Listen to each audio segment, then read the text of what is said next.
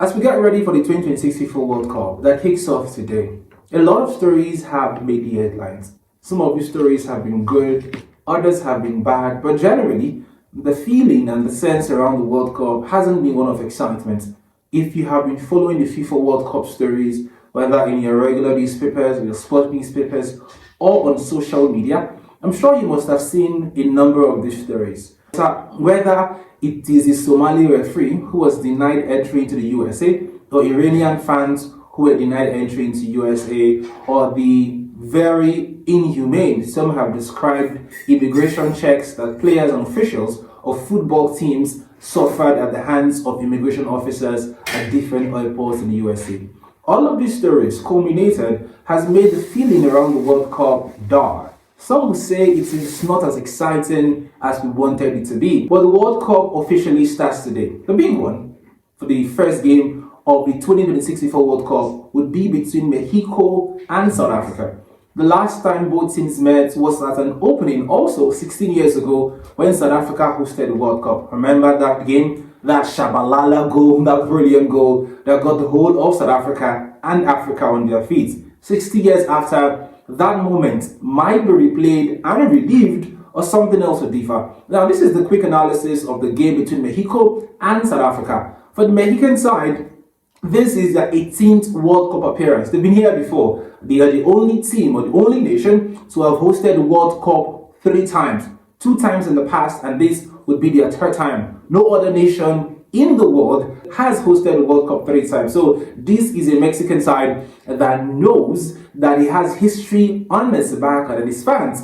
Having to host the World Cup also offers a lot of pressure from the fans and also from the players. This Mexican team are not as great as they used to be before. Remember, once upon a time, Mexico had some of the brilliant players in the world. Case in point, Rafa Marquez of Barcelona, who got the equalizer at the 2010 World Cup against South Africa. But these days, Mexico doesn't have such names. Yes, they do have relatively big names like Jimenez, Lira, but these names do not pull trees, do not command respect like when Charitos of this world and Rafael Marquez used to. However, this team, led by their manager Aguirre, who is managing the Mexican side for the 3rd stint in his history. He was their manager in 2010 when they went to the World Cup and had managed them prior in the past. So this is his 3rd stint as Mexican manager. Now, for the X's and O's for you for Mexico, it is a Mexican team that hasn't had a lot of games to play because they qualified automatically for the World Cup, so they were involved in a lot of friendlies. At the Nations League and Gold Cup, Mexico were very good defensively. They were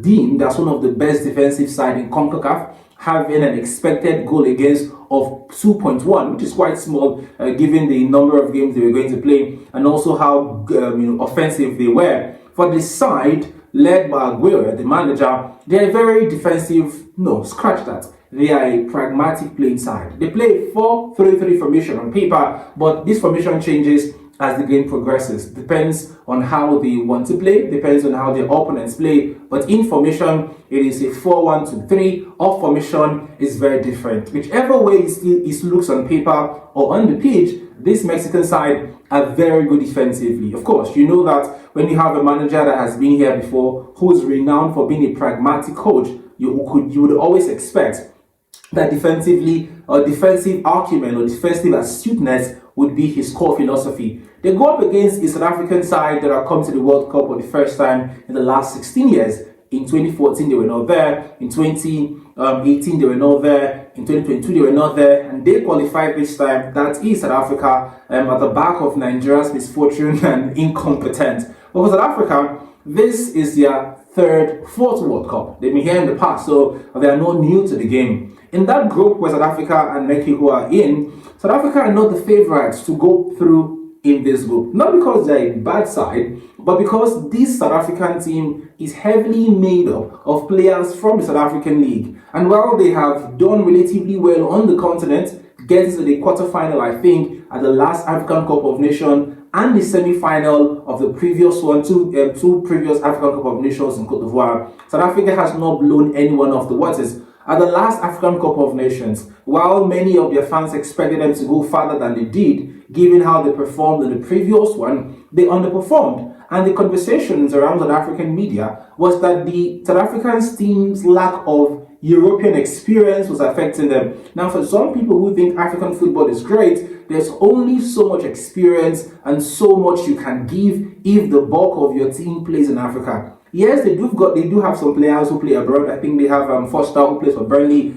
But the quality that the South African team has compared to what other teams in the group, especially the top contenders, South Africa would seem like the whipping boys. But again, this is a South African side led by a man that has done it several times for them in the past. Belgian tactician Hugo Broos, who is 74 years old, has been with South Africa for a while, and he has seen them through some of their toughest moments, especially at the two last African Cup of Nations.